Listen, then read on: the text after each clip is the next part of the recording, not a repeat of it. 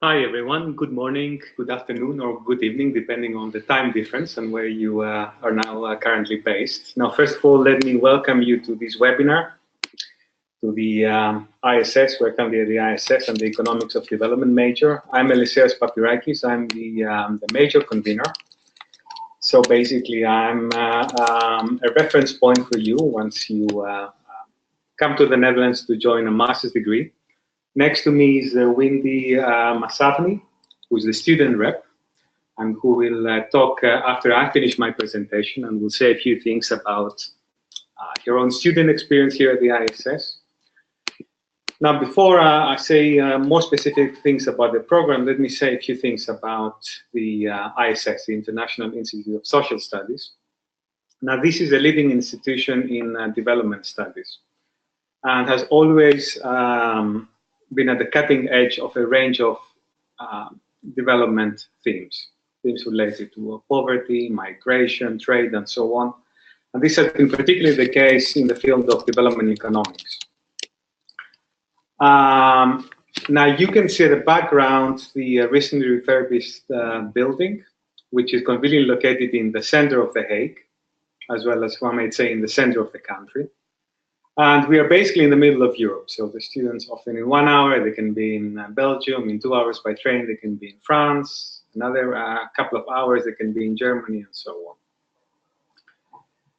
on. Now you're undertaking a degree in development studies. And for many of you, this is a totally new field, right? So it's in the disciplinary field. And of course, it's something new that you will need to familiarize with. Now, there are quite a lot of different intended learning outcomes. I should say that once you arrive at the ISS, you will get this this thick book that we call the academic calendar. And this is a navigation system. And in this book, you find all kinds of information, including these intended learning outcomes that I'll talk about in a minute. Right, so the purpose of this degree, the purpose of the MA in Development Studies, is of course that you will acquire certain skills, which includes knowledge and understanding of different development theories, and of course, knowledge and understanding are two very different things. Finishing your degree, you should have an ability to analyze data, analyze different theories, right? Compare different concepts, and so on. You should also have the ability to make informed judgments, right? Some of you might become policymakers, so some of you might already have experience in policymaking by working in a government agency, a ministry, and so on. You should be able to communicate both orally as well as in written forms the results of your analysis, right? The policy implications of your research paper, and so on.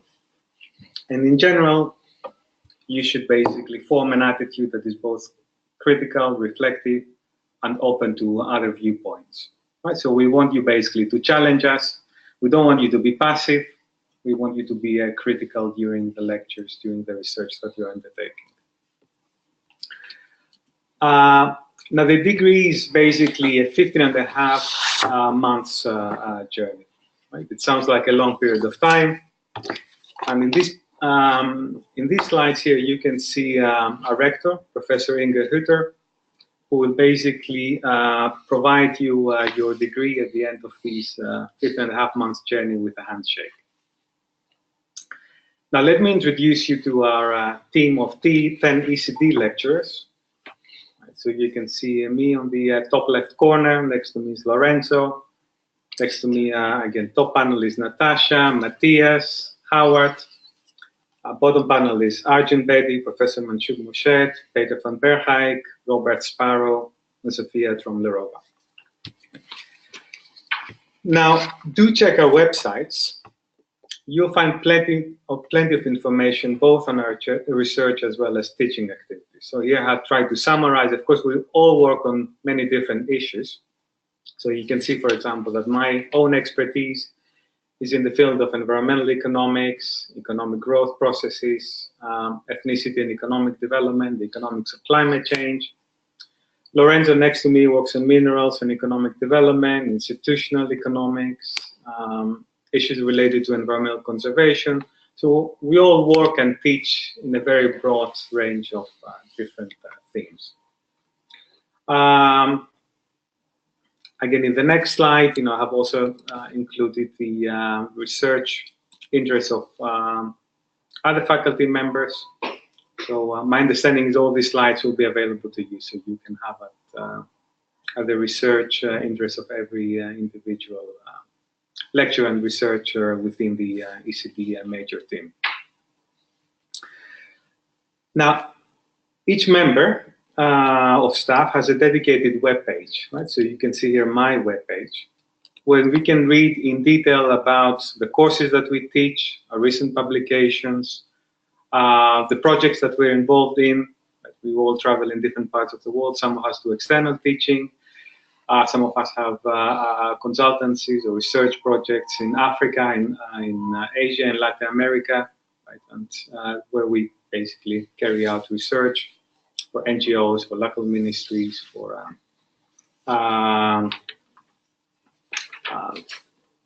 for different institutions. Also, do check out regularly our Google search pages.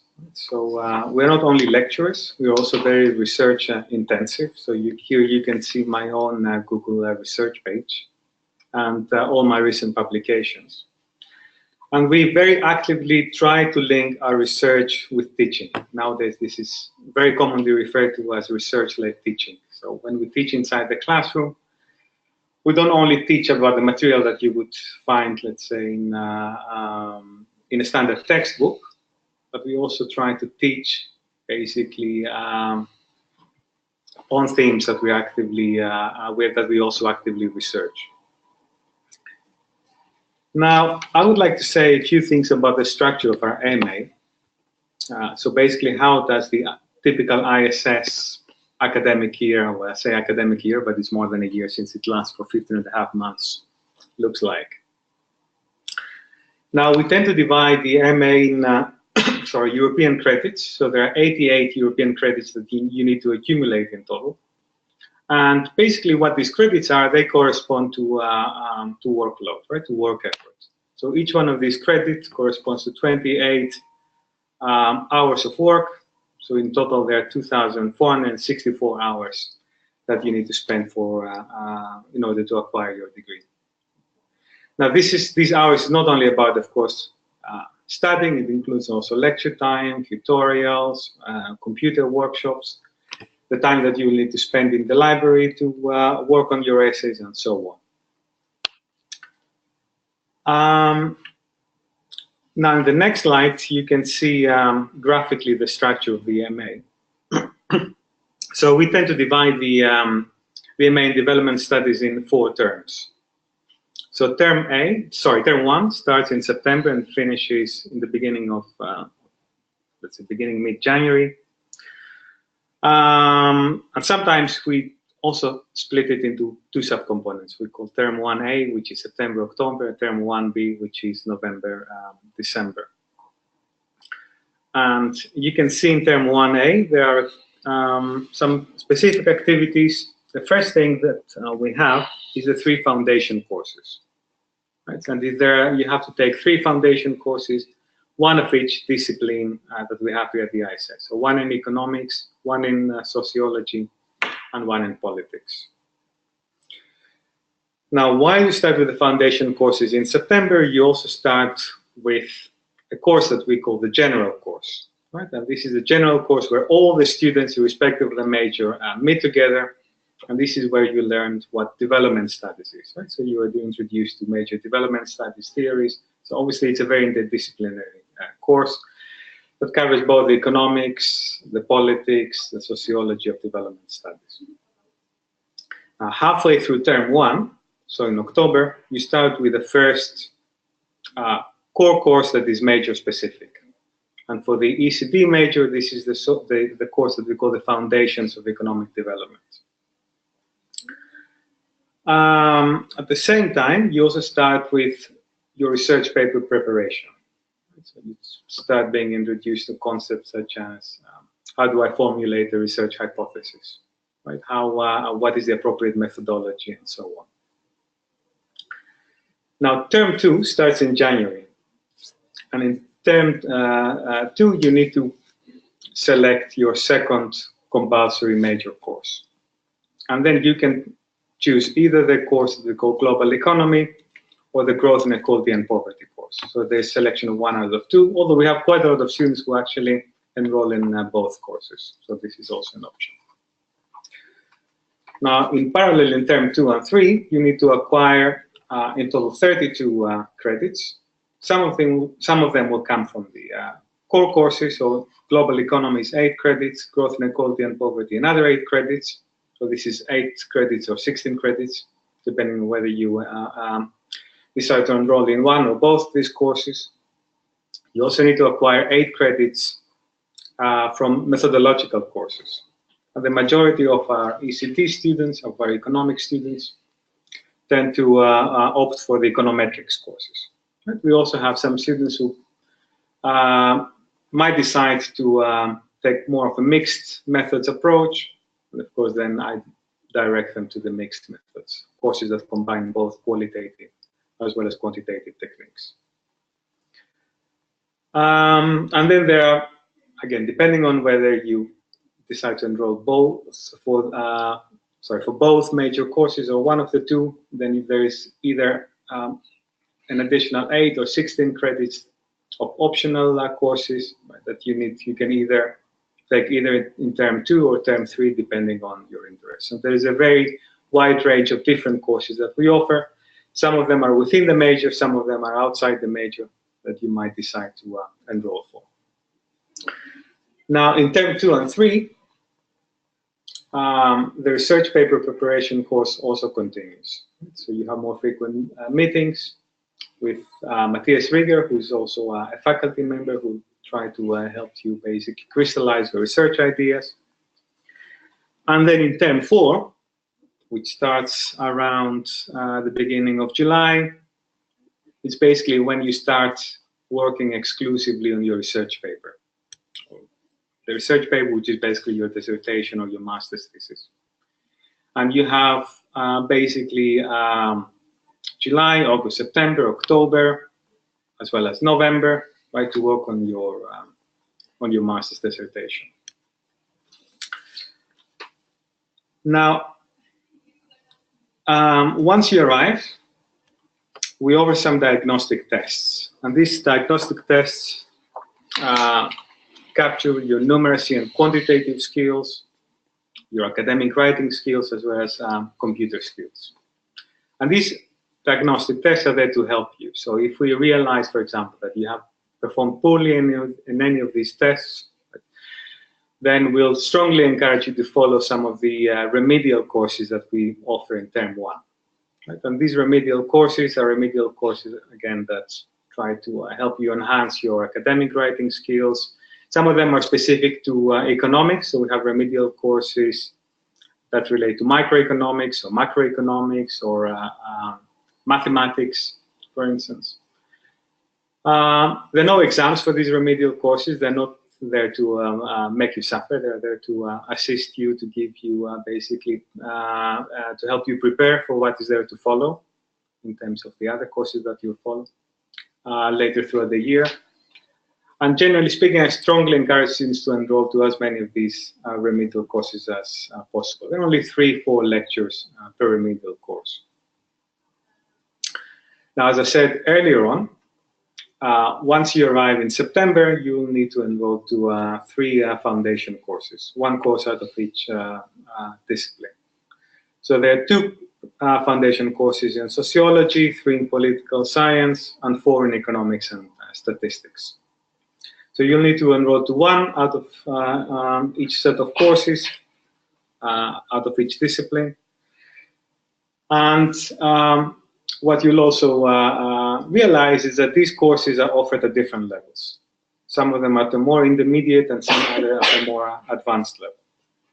So if you have absolutely no background in sociology or political science, I always suggest the students to enroll to the intermediate level foundation course. Right? Of course, if you have a strong background in political science, perhaps because you followed a lot of political science optional courses as part of your earlier degree, right, then I would also encourage you perhaps to take a more advanced course in political science, for instance. Now, given, of course, that most of you will have some exposure to economics, otherwise you wouldn't be pursuing the major in development economics, right? I mean, I would expect you to enroll to the advanced course, to the advanced foundation course in the economics. Now, remember what I said, once you arrive in January, you also start with the general course. Now, the name of the general course is The Making of Development, Histories, Theories, and Practices. And as part of this general course, you'll see that there are 6 or 7 lectures. Actually, from next year onwards, I'll also give a couple of lectures as part of the general course. So you'll also meet me in September. We try to cover different major theories and concepts that relate to development studies, right, and try to see how these basically link to all the different disciplines that we have here at the ISS. So quite a lot of major themes. We see how we can define sustainable development in economics, in environmental studies, and so on. Issues related to globalization, gender, liberalism. Some of these concepts, of course, some of these you might be familiar with. Some of these concepts might be entirely new to you. Now, we also give a lot of emphasis on research techniques, on methodologies. And as I said, in terms 2 and 3, you'll need to acquire 8 credits on methods and research techniques courses.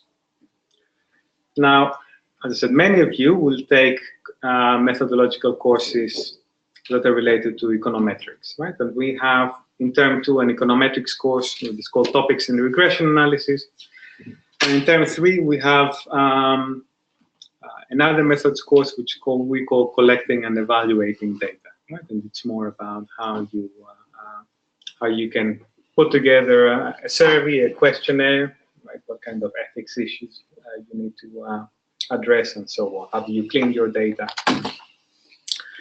And of course, the aims of these methods courses is basically to provide you with the knowledge and required skills that will be necessary later on when you carry out your research as part of the research paper. I said, these are the econometrics courses, but some of you, depending again on your interests, you might decide to opt for a more mixed methods course that doesn't exclusively rely on quantitative techniques. Now, the major, what is important to keep in mind is that the majority of the credits that you accumulate, of course, need to belong to the major, right? And this will be, you'll accumulate these credits as part of the core courses, both in terms 1 as well as in terms, in term 1 as well as in term 2. Your research paper will also belong to the major. So, in other words, what this means, it's important that the topic that you decide to research, of course, is related to development economics. And that leads me to the next slide, which is about what the research paper is about. So, I suppose the research paper is something that is very distinctive. It's a very distinctive feature of these master's degree in development studies, especially when I compare this with other master's programs in development studies. So the research paper that our students work on is a very substantial piece of research work. It's close to 15,000 words. And students have 5 dedicated months to work on this research paper, right? So in other master's degrees, students have often only 2, 2.5, maximum 3 months to work on this research paper. So, of course, that means that we put a lot of emphasis on methodologies as well as you producing a very strong research piece. The emphasis is in methodological rigor. So basically, we ensure that you apply the correct methods and basically you reflect on the appropriate methods that you need to adopt, right, so that you can carry out your research. The research needs to be innovative, so you need basically to contribute to the existing literature, either in terms of applying a new method or pursuing new research hypotheses. There needs to be critical reflection, so you need to challenge existing research with the quality of your argument. Now, most students tend to carry out empirical research, so basically either if you're doing microeconometric analysis, you might decide to collect your own data, or if you're doing macroeconometric analysis, you might use secondary data. But most students basically have a database and then they carry out some empirical econometric analysis as part of the research paper. But I should also say that, of course, it's perfectly valid also to have a more theoretical approach. Right? So you might decide to do a theoretical model, some simulations, and so on. Here I have also some examples of past ECD topics. There are too many to summarize, of course, in one slide, but you can see that there is a very wide range of topics that the ECD students work on every year.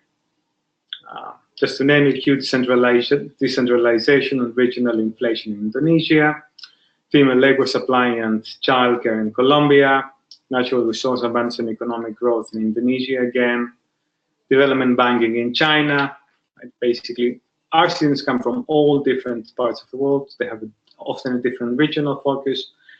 Some of them prefer to do the research paper on a more micro topic that relates more to household behavior, for example, microfinance schemes. Some of them decide to do their research paper on a more macroeconomic topic that might, for example, link to monetary policies or fiscal government policies and so on. Now, as part of your MA, you can also specialize, right? So, of course, all students here that will graduate will have an MA in development studies, but if you decide to do so, you can now have an additional specialization and peer in your degree. Now, as part of the major in development economics, we have two specializations. One is the econometric analysis of development policies. And the second specialization, I didn't run this year, but will be running in the next academic year, is the global economy specialization. And this specialization basically is a combination of two courses as well as your research paper. So your research paper needs, of course, to link to the name of the specialization. So if your specialization is global economy, then you also need to write a master's dissertation that has some kind of global economic perspective. You can also decide to specialize outside your major. So if you have a look at the academic calendar, and I have the link in a follow-up slides, so you can click on the link and have a look at the academic calendar. You'll also see that there are specializations that belong to other majors. So you can have, just to give you an example, since I have the academic calendar in front of me. Right, so there is a specialization, for instance, on conflict and peace studies. Right, so you can decide some courses that focus on governance and conflict analysis, or humanitarianism and social transformation. And then if you take these courses and then you also link your research paper to conflict issues, then you can have the conflict specialization appearing in your degree. Right, so there are specializations on children and youth studies, or human rights, and so on. Of course, you might also decide not to specialize at all, right? These specializations are entirely optional. And some of you might anyway think that having an MA in development studies and a major in development economics, this is already enough of a specialization. Now, there are some important documents. I mean, as I said, some of these documents will be given to you once you arrive at the ISS. The academic calendar is one of these documents, so everything that relates to your master's degree, you can find all the information within this document. There are also detailed descriptions of each course, optional and compulsory courses that we offer here at the ISS. Another important document is the student charter, right? So this is also something that you can find online.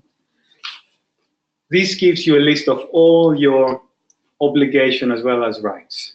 Right? So how you can get an extension, for example, what we expect for you in terms of credits, in terms of meeting deadlines, and so on. At the website, there's also the Ask ISS link, where you can find, basically, you can include all kinds of questions, and you can find automated responses to some of the common questions that all students have before coming to the ISS. Now, more specifically about the economics of development major, I have tried to include some links that will help you navigate through the ISS website. The first one is the link to the economics of development major. And so if you click on this link, you'll find quite a lot of information about that are specific to the major, about the individual faculty members who belong to the ECD major. Again, what kind of research we're doing, what kind of courses we're teaching, and so on. Now, the second link that I have included is the link to the academic calendar. So if you click on this link, right, you'll have access to this 135 lengthy document.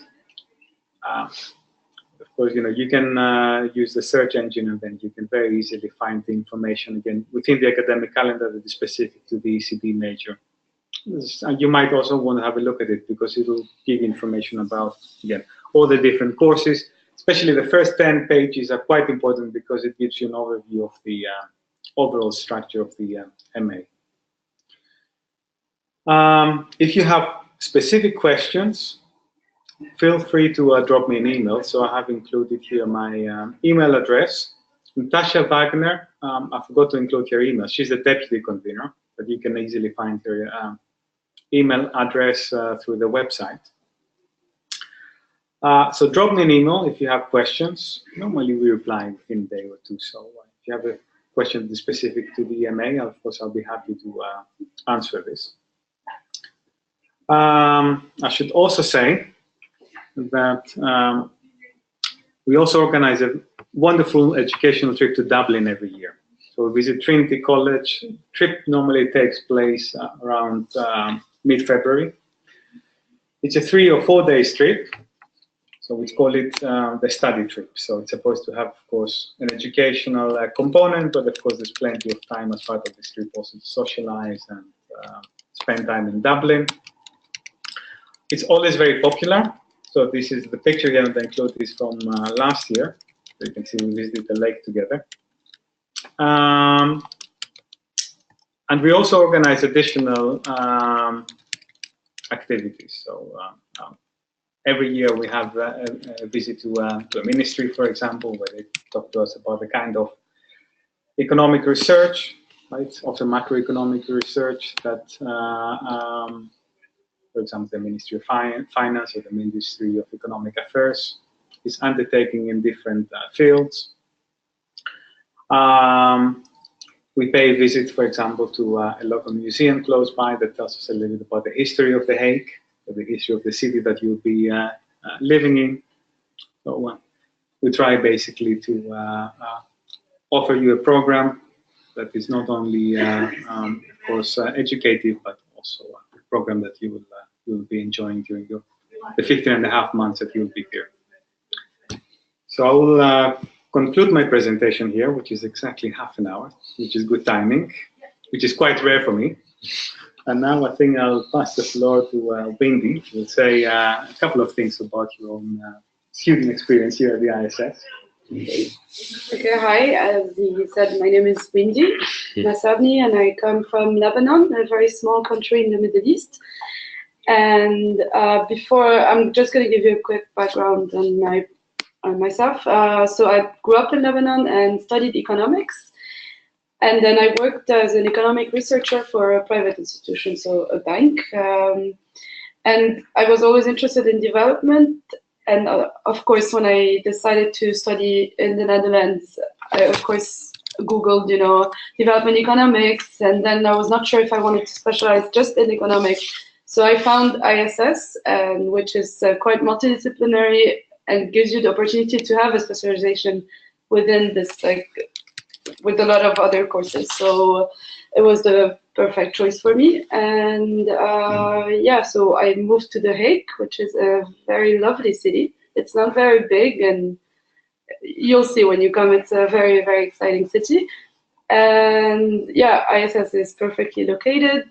And when you come in, you feel like you're in another world, because you feel like there's a lot of people from so many different countries that it's like doing a world tour while staying in the building. So that's what strikes you the most when you first arrive there. And yeah, so actually the first week is all about, introducing you to the system. There's a lot of workshops. It's a lot of, activities to get to know each other, because it's not always easy, to get along with everyone with different cultures, different backgrounds, etc. So yeah, it's a very exciting first week. It's a bit like a kindergarten for adults, if I could say that. And yeah, then the real studying part starts with the foundation courses, as we mentioned. And I think that's one of the best thing about ISS, because there are a lot of people who haven't studied for years. Like, I personally graduated 4 years ago, so I was not used, to the whole education system again. So these courses help you, to first refresh your mind on subjects you forgot about, or familiarize yourself with other topics that you never learned. So it's quite useful. And yeah, of course, not the fact that you're in the ECD major, you probably need to take a more advanced level of course for the foundation courses. And I think it's very specific to the ECD major that we have, what is it called? The courses, the remedial courses. The remedial courses, that's very useful as well, for especially to keep track on the other courses that will come up throughout the year, for a basic introduction to microeconomics, macro, math, statistics, because some of us in the class never had economic classes before. And it's possible to enroll in this major without a background in economics. It's not easy, but they make everything easy for you. Like, they really give you everything you need to be ready to specialize in this major. So the remedial course is very useful. What can I tell you as well? Yeah, it's quite intense. The workload is a bit intense. There's a lot of readings.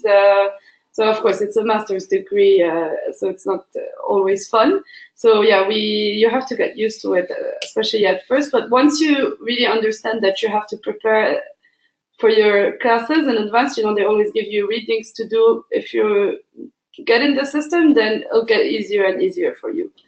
So yeah, and you'll even be able to, if you're good at time management, you can even do an internship while studying, which is what I'm doing.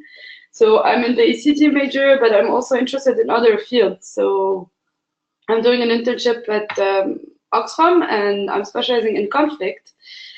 But the fact that I studied economics is giving me I have a huge asset, because it's giving me quantitative skills that normally people who are more focused on the social aspect of things don't have.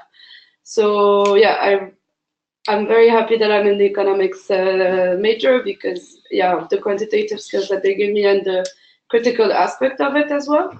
And there's one thing you need to know, is that the professors are very open to criticism. Like, they're always open to hear your opinion. You can always contradict them. Elisa can testify for this. Like, we don't always we actually agree enjoy with this. Exactly. It's the courses are very interactive, and what they will tell you and what I can say it's true. You learn a lot from the students, sometimes even more than from the academic aspect of the school. So it's a very unique experience, and yeah, and it's of course lots of fun at the same time. It's not just studying, it's really learning from each other. We have a lot of social activities. We have a lot of committees that organize events, like the International Committee. We organize political debates, or the Social Committee. We organize some parties, and food events because we're so international that everyone wants to cook for the other. So, and we have International Day here, which is the best thing at ISS is every country has a stand with products from their countries, and yeah, it's basically a huge festival of food and dances, and it's really fun. So ISS on the social aspect is a good place to be, and that's it, I guess. Oh, and one other thing is that if you're not used to studying English, there's also additional like remedial courses for English writing, actually. So because I personally studied in French, and now, of course, I'm fluent in English, but I'm not used to the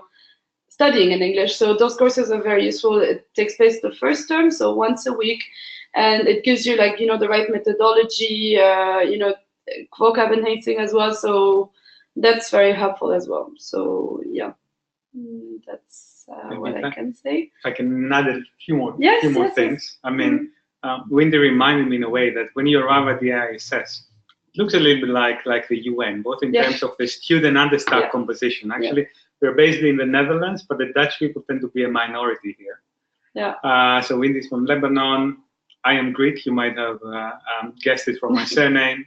Darren, who you can't see, but I don't think they can see you, Darren, but who organizes the webinar. He's from Malaysia. Right? So we are a very mixed crowd, and that also makes it very enjoyable, both during teaching as well as socializing, because you'll see that everybody brings, of course, his or her own experiences, right, in terms of academic and work background and so on. Yeah. Studying at the ISS, doing a master's degree, students often ask me, how much effort, how much do I need to study? I always say it's a bit like a full-time job. It is, it is. It's more intensive than an undergraduate degree because you don't study for 3 or 4 years, right? Everything is quite condensed within a 15.5 months period.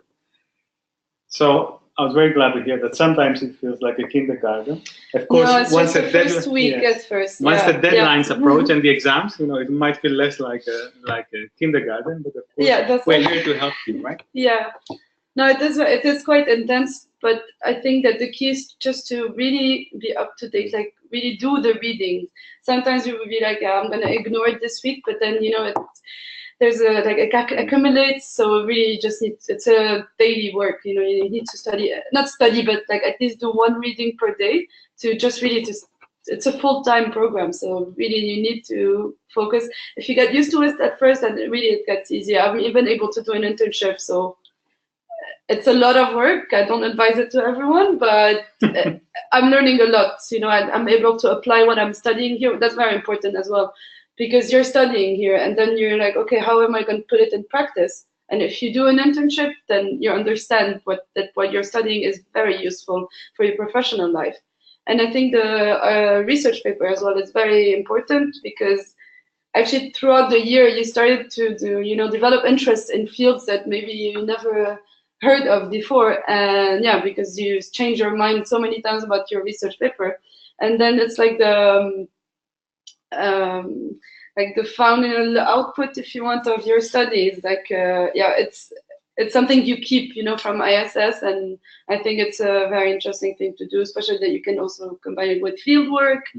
So that's Wendy, maybe you can explain a little bit about the internship. Whether is it something that you must do, or is it an optional? So basically the internship is not mandatory at all, and so it's your choice. Which is good. It's ISS sends you emails sometimes with internship opportunities, so it's your own decision to do it or not, because you don't have a specific time to do it. You can do it in summer, of course, but then you're working on your research paper. But I decided to do it because I want to, make the most out of my experience in The Hague, because we're very well surrounded with a lot of international organizations. So for me, it was the opportunity, to get myself into the field. So it's up to you, and you can even get credits from it. I assume, we can get a few credits for it. It's an added value, of course, and as I said earlier, like you can really apply what you're studying to the internship. I'm doing conflict, which is very different from the economics major, but I'm combining both now for my research paper. So yeah, it's completely optional, and the organizations here are very interesting to work with. So yeah. Okay, thank you, Windy. Now we will officially open the floor for the Q&A session. There are a couple of questions that came in already, but some came in earlier and it has been answered during the presentation itself, so wonderful. Maybe a question for, well, maybe Elisaios and maybe also Windy. Maybe Elisaios. What are the career options? Career options after getting this degree from the ISS? Okay, the career options. Well, I would say, I mean, there are many different options that available to the students. So often our students, once they finish their degree, they might decide to work. Many of them work for NGOs, for example, because there are many NGOs that have a development focus.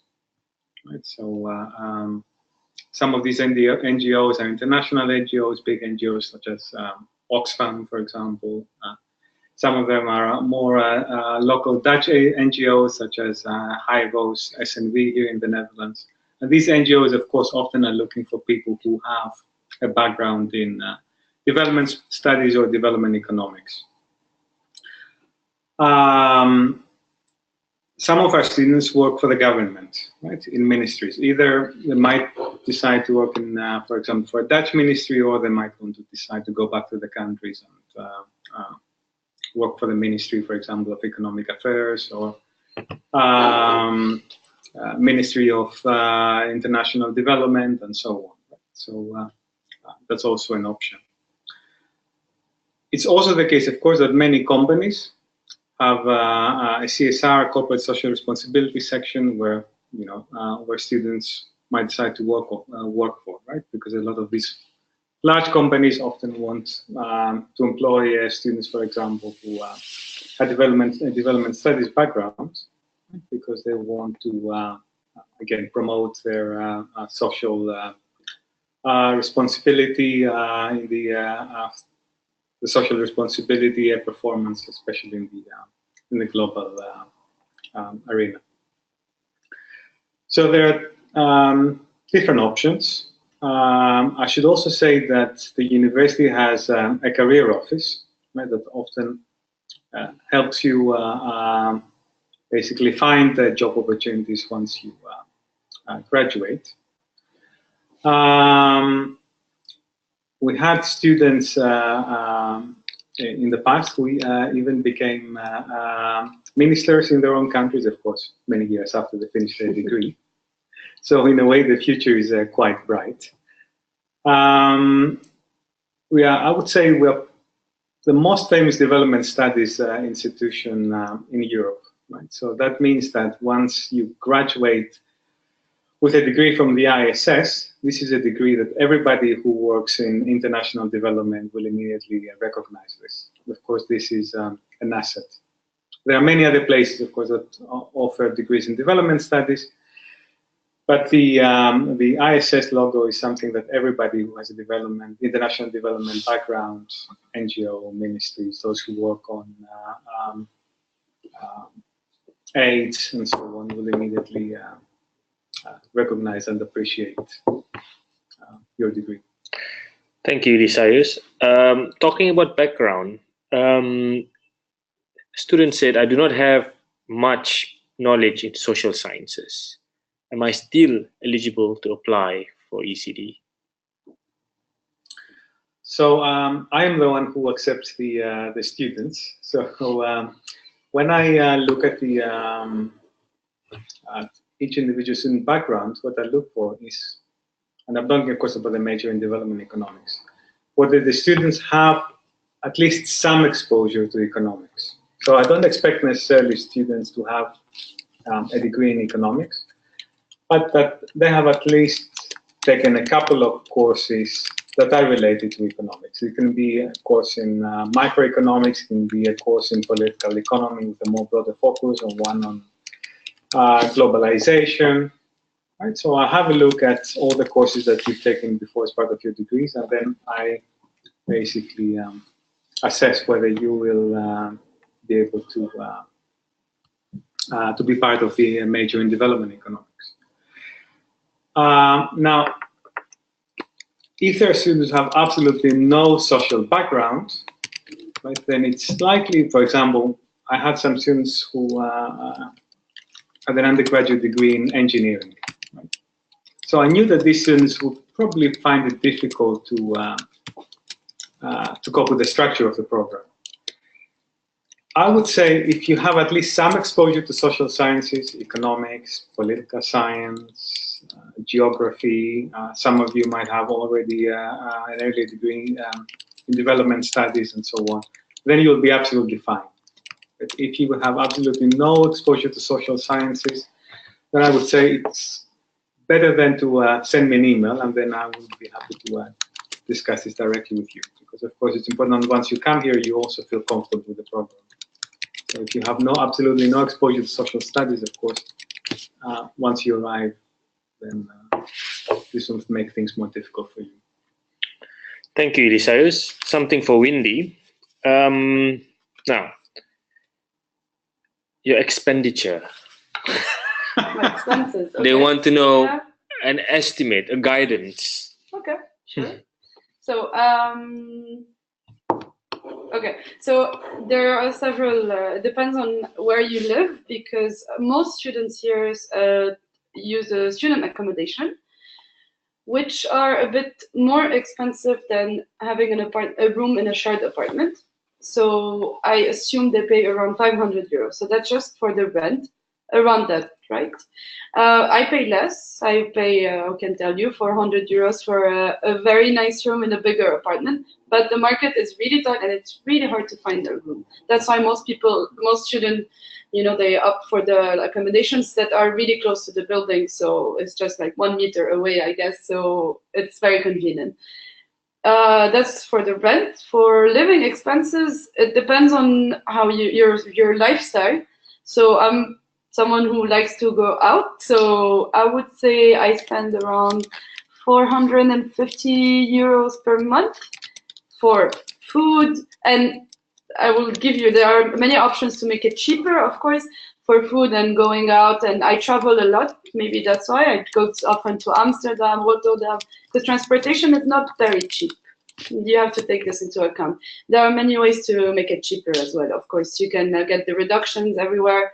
And for food, for example, there's an open market that has a variety of, a lot of products for a lower price. So yeah, around 400 euros per month, I would say.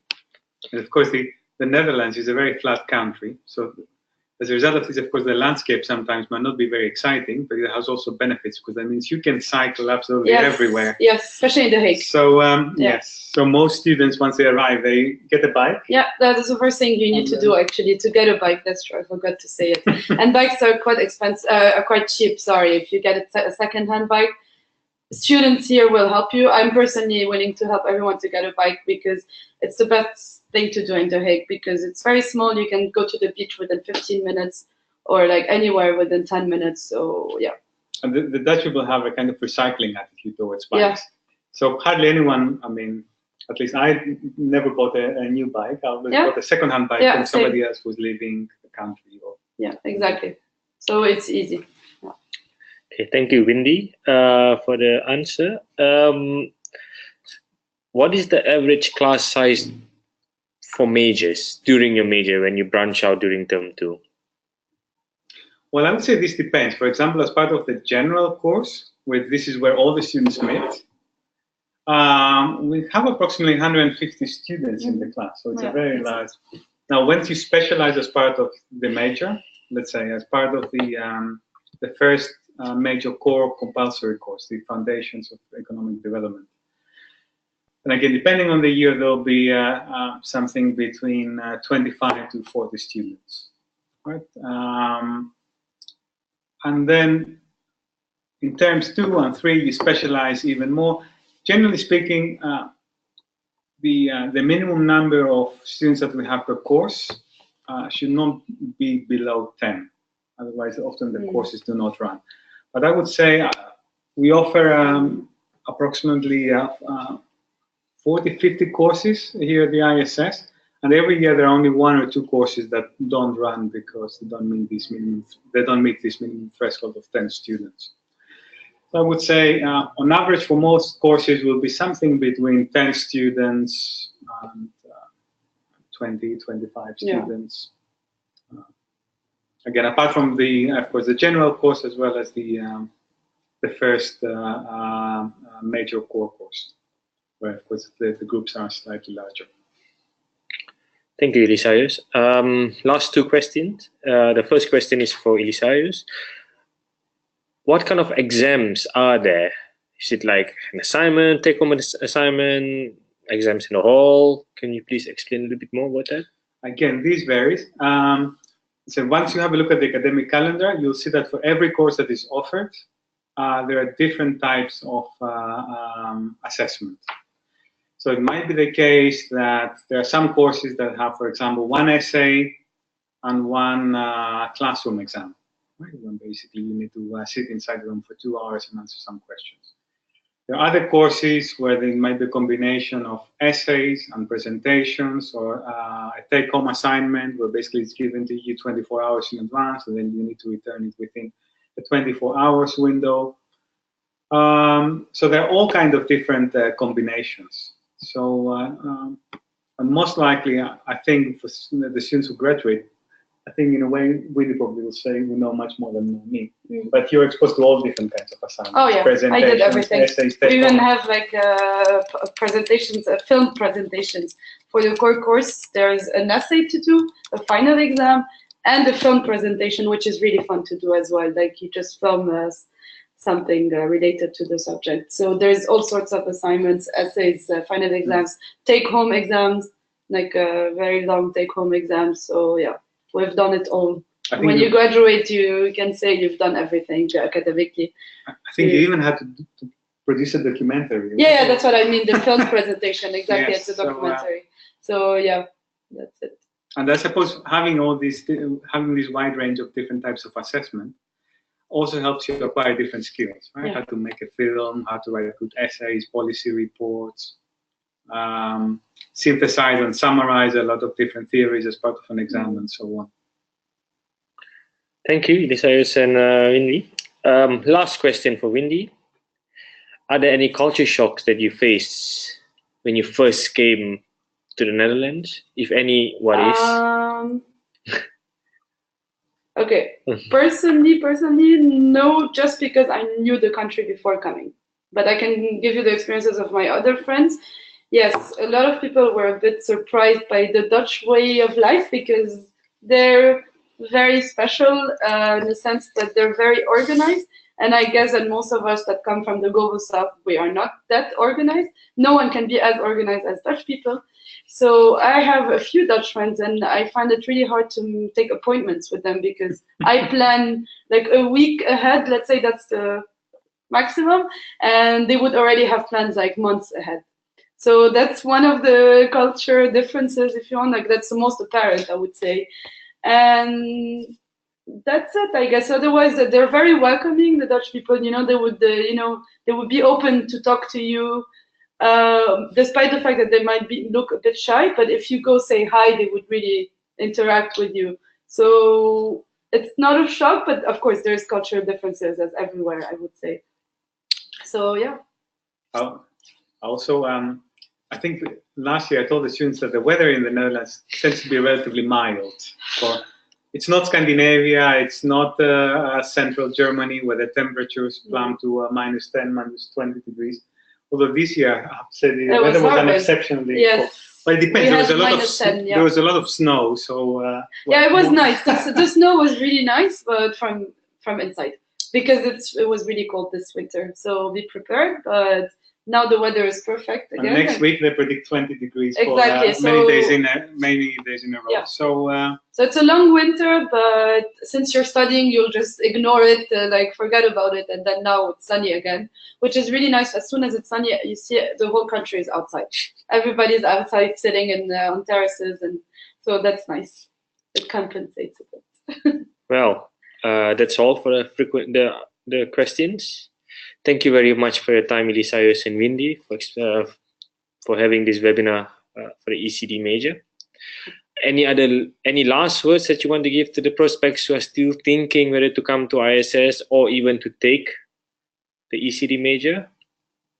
Maybe one last thing is that, of course, because this webinar will be recorded and some of you will see it retrospectively. If you have questions, we are here to help you. Just drop me an email. If you have, if there's a question that I can't answer by email, I'm happy to Skype with you. We can make an appointment. So get in touch, then I can tell you much more about the program, especially if there are questions that we didn't have the chance today to address. And I hope to welcome you all in September. Yeah. And Mindy as well. Yeah, sorry. it's okay. It's okay. Mindy I here would as say well don't in, hesitate and apply because it's the best place to study. And I'm not biased. It's honestly, I've seen a lot of institutions. This one is unique. Maybe something I forgot to say, and it's quite important. Given that it's a 15.5 months degree, there's kind of an overlapping generations module. So once you arrive in September, the old batch of the students will still be here for another 3 months. Yeah, we'll be here to guide you and welcome you. So they'll give you all the internal tips and all the. True. Yeah, that's true. So don't hesitate. And if you need any other advice, on the student life, or if you have questions, you can drop me an email as well. So. I will share the email. Yeah. Okay, well, that's it then. Thank you very much for your time. And look forward to seeing you in September. Bye.